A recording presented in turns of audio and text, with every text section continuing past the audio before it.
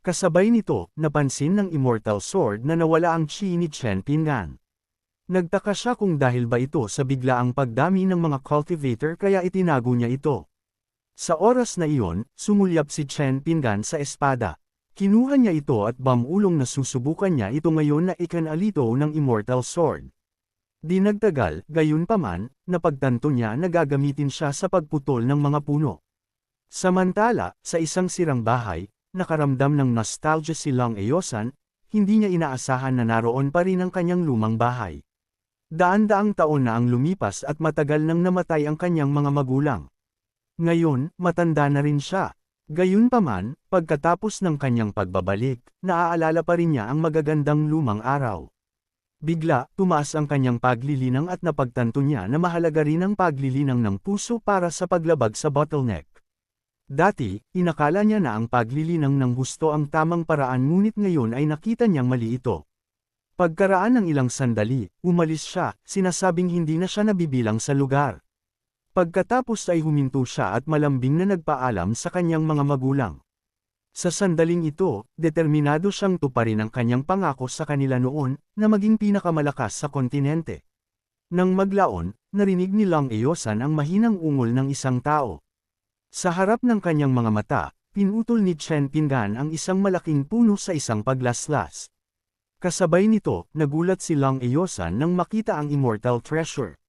Si Chen Pingan naman ay mas mahigpit na humawak sa Immortal Sword habang hinahangaan kung gaano kaginhawa ang pagputol ng mga puno gamit ito. Nalito si Long Eosan matapos makita ang isang lalaki na nagpuputol ng kahoy gamit ang isang immortal na sandata at hindi niya maiwasang magtaka kung siya ba ay naghahalusinate matapos masyadong masaktan kanina. Gayun din, hindi makapaniwala ang espada at ang kanyang kaalaman sa Immortal World ay nawala ng saysay sa isang iglap. Naisip niya na swerte na walang nakakita sa kanyang ngunit bago niya matapos ang kanyang naisip, agad niyang napansin ang presensya ng isang tao. Sumiklab ang kanyang galit habang nagpapadala siya ng isang hibla ng enerhiya upang atakihin si Long Eosan. Dahil dito, bumagsak ang lalaki sa kanyang puwit at napagtanto na ang nakikita niya ay hindi isang ilusyon. Pagkatapos ay nakita siya ni Chen Pingan. Ibinato niya ang espada habang lumalapit sa matandang lalaki nang may pag-aalala at tinanong kung ayos lang siya. Sa halip na sumagot, nagulat si Long Eosan nang makita ang espada na itinapon.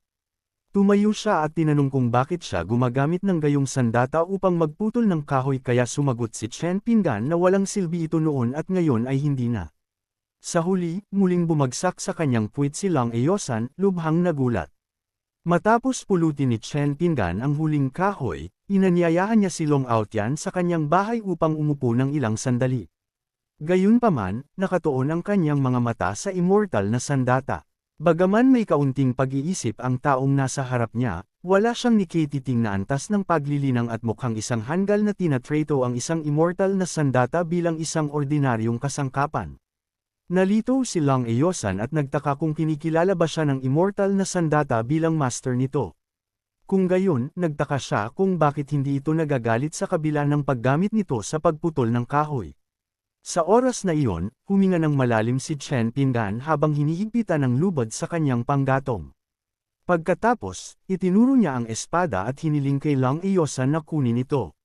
Nagpahayag siya ng kawalan ng katiyakan at tinanong kung ayos lang ba. Ngumiti si Chen Pingan at sumagot na ayos lang, sinabihan siyang mag-ingat na huwag masugatan. Gayunpaman, naniniwala si Long Eosan na ang pagkakasugat ang problema. Nararamdaman niyang papatayin siya kapag hinawakan niya ito. Pagkaraan ng ilang sandali, nagpasya siyang hawakan ito dahil ito ay isang immortal na sandata. Hinawakan niya ito sa hilt, isinasaalang-alang na walang sinuman ang tatanggi sa gayong kahilingan. Agad na sumiklab ang Immortal Sword sa galit, naghahanda na laslasin ang leeg ni Long Eosan. Ipinikit niya ang kanyang mga mata habang desperadong nagmamakaawa para sa kanyang buhay at nanggituwirang hiniling ito ng kanyang amo. Sa oras na iyon, narinig ang mahinang ubo ni Chen Pingan at agad na kumalma ang espada, na ikinagulat ni Long Eosan. Pagkatapos ay sinabi ni Chen Pingan na tuyo ang kanyang lalamunan matapos magtrabaho ng kalahating araw. Pagkatapos, tumalikod siya, sinasabihan si Long Eosan na sumunod sa kanya. Tiningnan ang kanyang figure, hindi makapaniwala si Long Aotian na kaya niyang pasunurin ang isang immortal weapon at nagtataka kung sino siya. Sa bakuran ni Chen Pinggan, iniwan mag-isa ang immortal sword na may mga tumpok ng kahoy. Sa kabilang banda, inanyayahan ni Chen Pinggan si Long Eosan sa kanyang bahay habang nagpapalusot sa kasalatan nito. Gayunpaman, agad na nagulat si Long Eosan at nanlaki ang kanyang mga mata sa pagtataka. Nang may magalang na pagyuko, agad siyang nagbigay galang at ipinakilala ang sarili bilang si Long Eosan. Nang maisip niya, ang immortal sword ang pinakawalang silbi na nilalang kumpara sa bakuran at mukha sa kanya na si Chen Pinggan ay naglilinang ng kanyang isip dahil kung mortal lang siya, mas masahol pa kay Long Eosan ang isang langgam. Sa sandaling iyon, bumulong si Chen Pinggan kung bakit siya tinatawag na senior kanina samantalang binata pa siya kaya lumapit siya, sinasabihan itong huwag maging magalang, at kasabay nito, inakala niya na si Long Eosan ay isang cultivator at tinanong kung kilala niya ang Merong Palace. Pagkarinig pa lang ng mga salita, napuno ng pagkamangha si Long Aotian. Ang nagtatag ng kanyang Chanzhen Tower ay nagmula sa Merong Palace ngunit alam niya na umakyat ito libu-libong taon na ang nakalipas. Nang maisip niya na nalaman na ni Chen Pinggan na siya ang kasalukuyang pinuno ng Chanzhen Tower, nagulat si Long Eosan sa paghanga. Gayunpaman, walang pakialam si Chen Pinggan at naniniwala na ang pag-arte ng ganoon ang kaso para sa mga nauugnay sa pamilyang Merong. Pagkatapos ay tinawag ni Chen Pinggan ang maliit na si Suling kaya sumilip siya at nagpakita ng tuwang-tuwang ekspresyon sa pagbabalik ng kanyang kuya. Binati din niya si Long Eosan at tinawag siyang lolo na ikinagulat ng matandang lalaki. Napaka-cute ng babae ngunit napakalakas din. Samantala, humingi si Chen Pinggan ng pakwan ngunit ayaw ibahagi ng babae kaya hinagod niya ang ulo nito at sinabihan siyang huwag maging makasarili. Tiningnan niya ng masama si Long Eosan habang inaanyayahan siya na pumasok. Nang makita ang walang takot na pagkapuot ni Suling, nagsimula siyang mag-isip ng 2 beses kung papasok ba siya. Tanging may isip lang niya ay isang kompromiso. Lumalalim na ang gabi kaya nangatuwiran si Long Eosan na aalis muna siya dahil mayroon siyang mahalagang gagawin na ikinagulo ng isip ni Chen Pinggan. Nagbigay galang si Long Eosan at muling idiniin ang pagka-urgent. Kaya hindi siya pinilit ni Chen Pinggan na manatili at sa halip ay humingi ng isang kayamanan na makakapagpababa ng temperatura. Sumagot si Long Eosan na mayroon siya at sinabing baka hindi ito kayamanan sa harap ng mga mata ng senior. Gayunpaman, hanggat makakapagpalamig ito ng temperatura, ayos lang kay Chen Pinggan kaya tinanong niya kung ito ay ibinebenta ngunit sumagot si Long Eosan na maliit lang ang pakinabang nito at dadalhin niya ito bukas para sa senior. Natuwa si Chen Pinggan at muling inanyayahan si Long Eosan sa isang pagkain. Gayunpaman, ang matatalim na tingin ni Suling ay ikinatakot sa kanya. Naguluhan, dali-dali niyang ikinaway ang kanyang mga kamay at sinabing mayroon siyang mahalagang gagawin. Nang walang pag-aatubili, umalis siya at lumipad. Mukhang tuwang-tuwa si Suling sa pagpapaalis sa matandang lalaki habang nagulat si Chen Pinggan kung anong bagay ang napakahalaga. Lumipas ang araw at dumating ang susunod na umaga. Binuksan ni Chen Pinggan ang kanyang mga mata sa paggising ni Suling. Gayunpaman, napakaaga pa, at nagmakaawa siya na hayaan siyang matulog ng kaunti pa. Nagmaktol ang maliit na babae at sinabi ang kanyang pangako na bibili siya ng damit para sa kanya. Naalala ang gawain, nagpasya siyang umalis sa kanyang kama at sumama sa kanya. Habang naglalakad sila, tuwang-tuwa ang immortal sword sa kanilang pag-alis. Pagod na siyang panatilihin ang kanyang disguise sa lahat ng oras. Sa oras na iyon, napansin niya ang ilang hindi pamilyar na enerhiya. Sa itaas ng langit, dumating ang isa pang maliit na grupo ng mga cultivator. Mukhang hindi pa sapat ang kanyang pagtrato sa kanila kahapon. Naisip niyang dapat niyang pasayahin ang kanyang kuya, lumipad siya, sinasabing babalik siya. Napansin ng kitchen knife na may mali. Mukha sa kanya na kakaiba ang sitwasyon.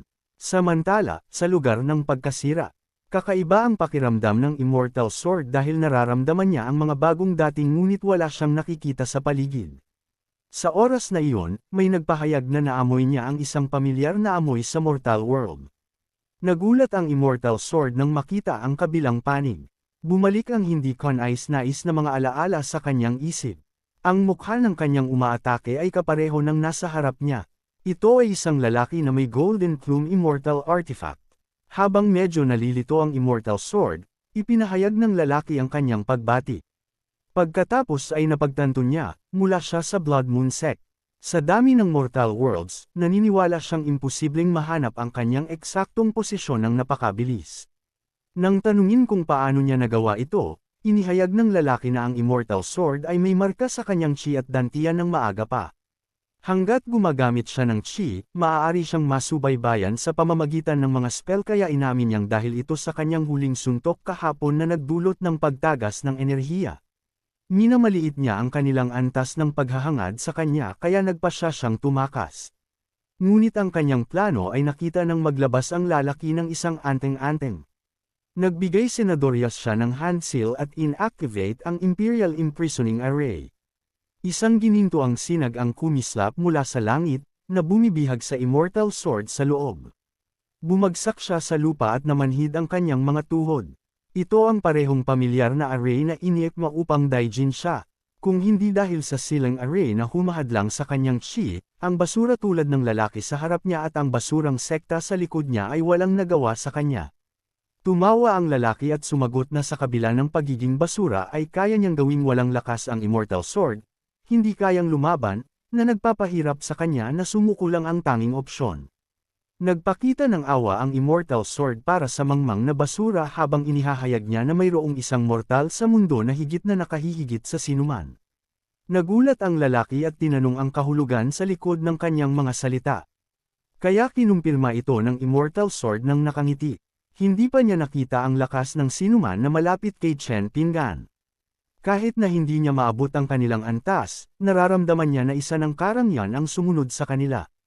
Pinwersa ng Immortal Sword ang kanyang sarili na tumayo. Mayabang siyang nag-pose at ininsulto ang lalaki bilang isang scum lang sa lupa, hindi magandang tawaging basura. Nagbaluktot ang ekspresyon ng lalaki sa inis at nagbigay senadorias ng hand seal. Kumislap ang kalangitan. Pagkatapos, isang sinag ng liwanag ang bumaba sa Immortal Sword, ito ang skill na tinatawag na Hour of Judgment. Tumusok ito sa kanyang dibdib, na naging sanhi ng pagdura niya ng isang subo ng dugo. Gaya ng inaasahan, natuklasan niya na hindi pa rin siya kwalipikado dahil nakialam na sana ang senior kung gusto nilang iligtas siya. Alam niya na hindi makalabas ang mga kuya sa bakuran. Dahil sa restriction, mukha sa kanya na malapit na ang kanyang katapusan. Samantala, idiniin ng Peachtree na hindi sila makakalabas ng walang utos ng amo ngunit alam na niya iyon. Ang pag-alis sa bakuran ng walang pahintulot ay hindi lang magpapabago sa kanila sa isang mortal kundi ganap din silang wawasakin, kaya kinumbinsi ng manok ang kitchen knife na huwag maging padalos-dalos. Gayunpaman, sa kabila ng pag-alam sa mga kahihinatnan, siya ang nagpadala ng Immortal Sword. Kaya kahit mamatay siya, nagpa siya ang kitchen knife na iligtas siya. Maya-maya, isang kislap ng pulang ilaw ang makikita sa kalangitan sa itaas ng sirang lugar. Ang pulang ilaw ay bumaba sa lupa, na naging sanhi ng paglipad ng mga labi. Nagulat ang lalaki nang makita ang isang tao na may ganoong kalakas na aura.